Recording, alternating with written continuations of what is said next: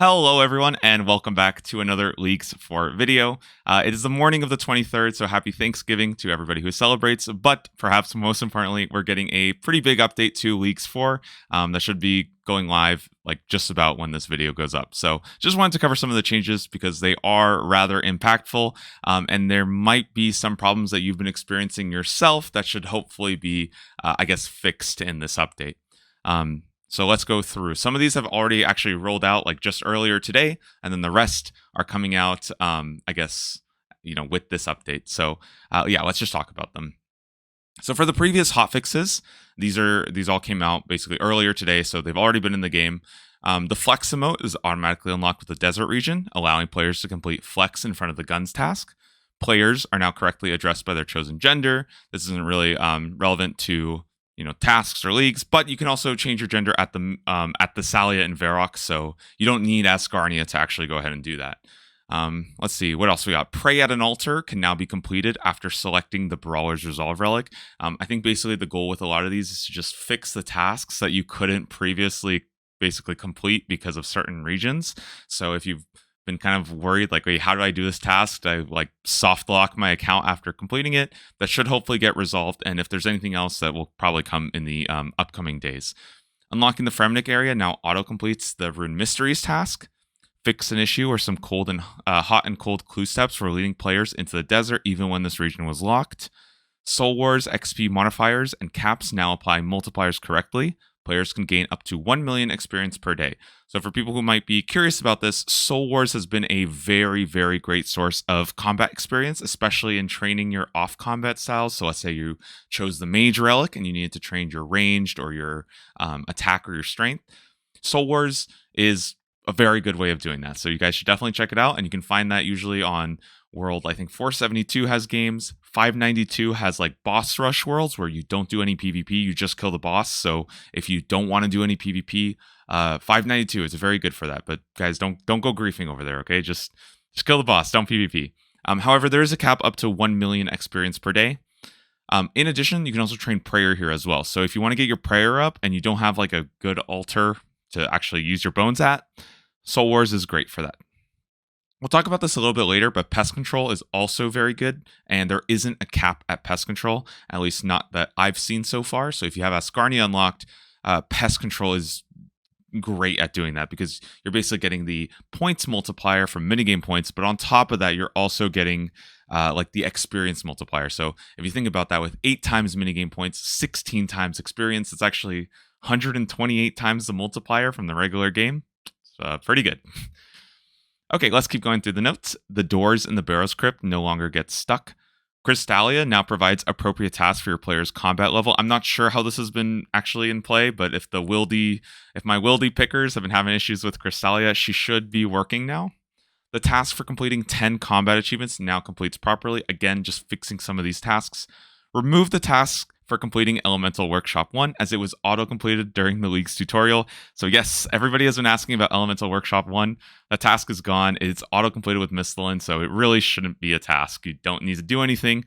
And if you are looking for your Elemental Shield, you can buy those in the Slayer shop. So if you want to do Fossil Island Wyverns, for example, you will need an Elemental Shield. Get that from any Slayer Master. Herbs planted within the Chambers of Zarek are now properly harvested by players with the Farmer's Fortune Relic. In addition, players with the Trickster Relic can now progress through the Barbarian Fire-making section of Otto's Barbarian training. I didn't know about this, but there's just some weird relics that make things not work as intended. Players can now be assigned Hydra Slayer tasks. I didn't know that this was an issue. But also, very importantly, the following items now scale correctly with the modified drop rates. And this is going to be your Gout Tuber for your Karumja Diary, your Revenant weapon upgrades, the Voidwaker pieces, Shade Scrolls from Morton, the Zealot outfit, also from Shades of Morton, and the Holy Elixir from the Corporeal Beast.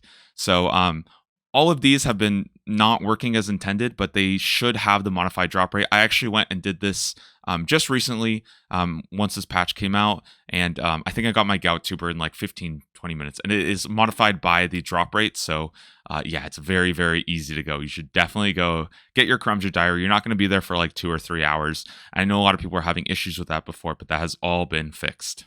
Now, for the new changes, this is all stuff that is coming out with the patch, basically dropping in the next like 30 minutes or basically whenever this video comes out, because it's going to take me some time to upload it. There have been some new theme worlds added for Leagues 4. People have been asking about this. So we got Pest Control on 582, 581, and 595. Although I'm just going to go ahead and say this because a lot of people have been asking me about this. The worlds that I've seen are also 472, 473, and 580 for Pest Control. So I don't know if the entire meta is going to switch to go for these like themed worlds. It might just be the same worlds that have already existed. I'm basically just throwing out other options.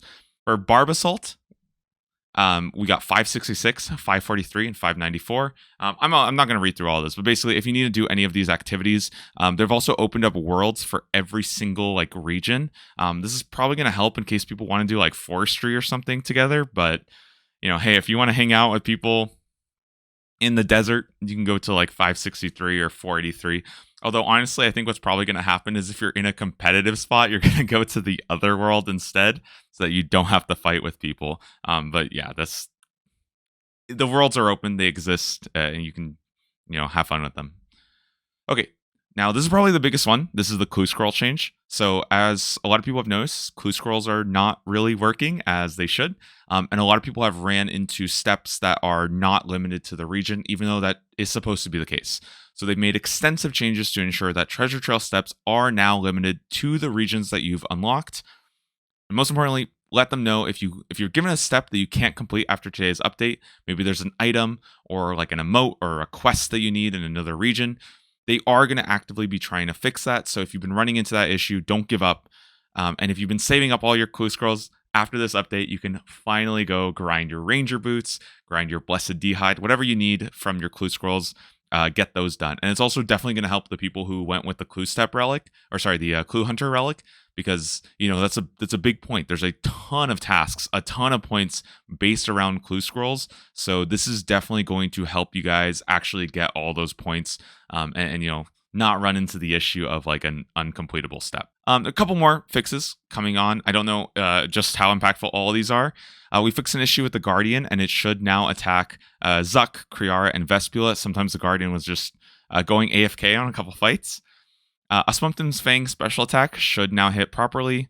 Using Slayer points to extend your Revenant task should correctly make your tasks longer, so a little bit of a buff over there. Oh, Majors and Rangers in the Special Leagues Challenge, like the 6 Jad Special Challenge, I guess they weren't working properly, so that's been fixed. Hard Mode Fasanis will now properly scale with your group size.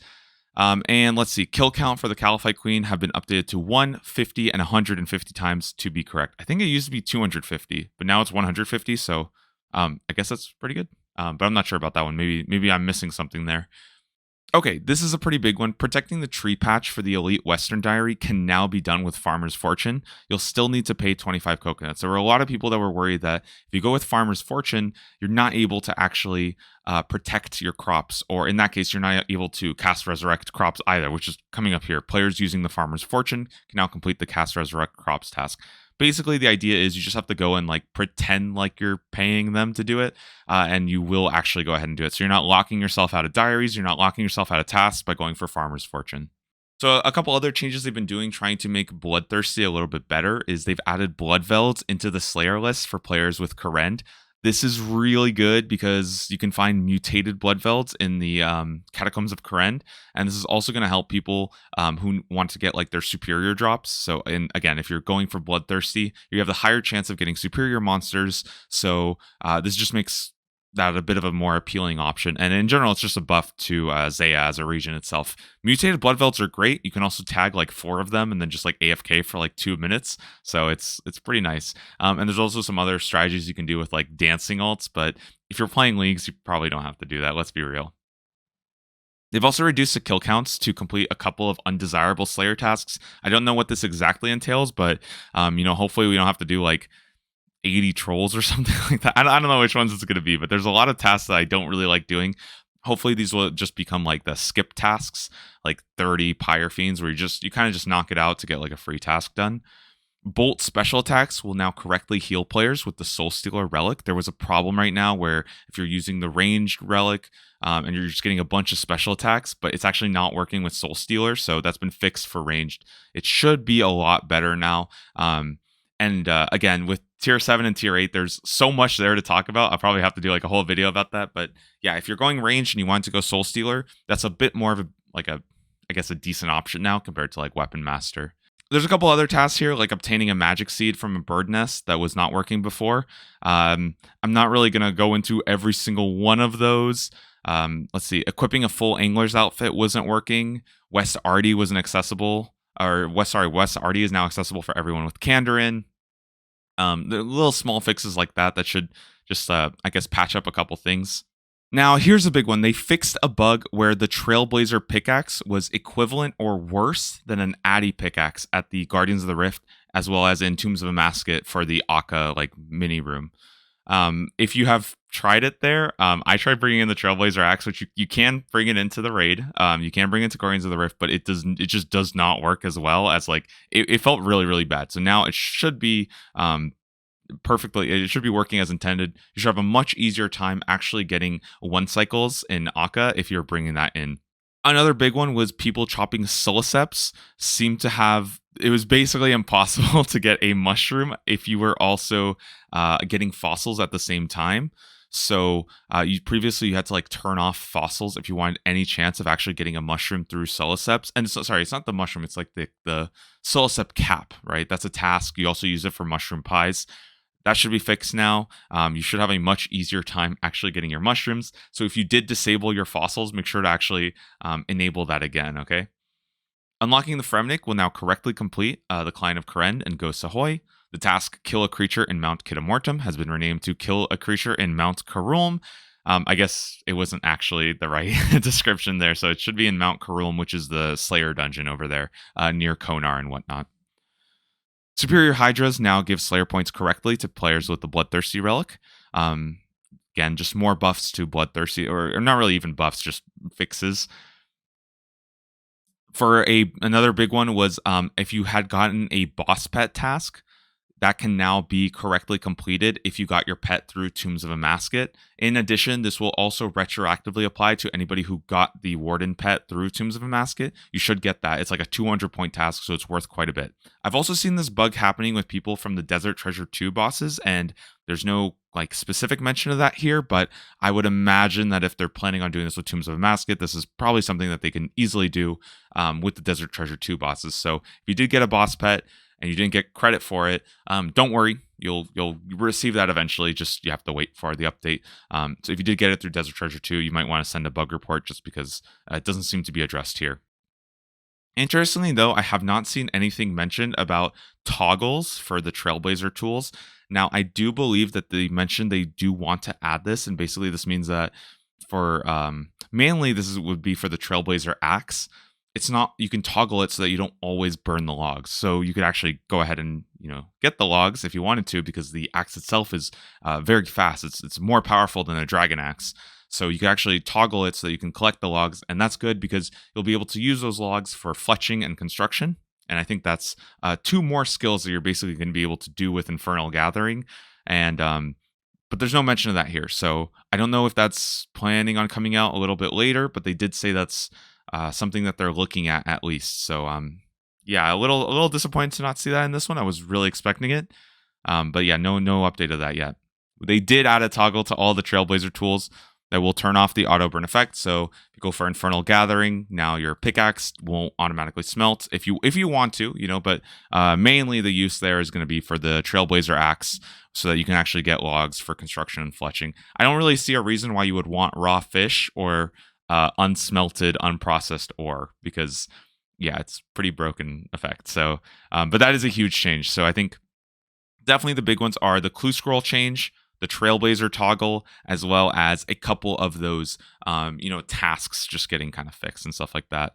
Bloodvelds being added to Zaya is also kind of huge. But yeah, those are kind of the big ones in this patch. Anyways, that's pretty much it. Hopefully, if you guys have been worried about those tasks, now you can go ahead and do that. I'm sure there's going to be a ton of people doing clues today, and make sure you guys have fun. I think, by the way, this is also a really good sign if you're like kind of like first time to leagues and you've been a little bit worried.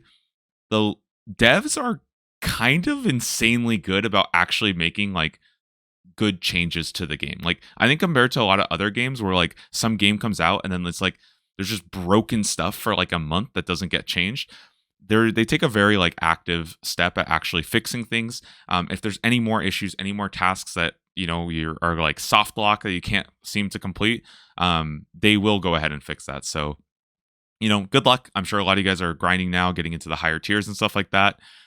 Hopefully this gives you a little bit more direction, a couple other things to do. I know personally, I got like a purgation crystal just last night, so I can't wait to go get my ranger boots. I'm hoping that grind isn't too bad.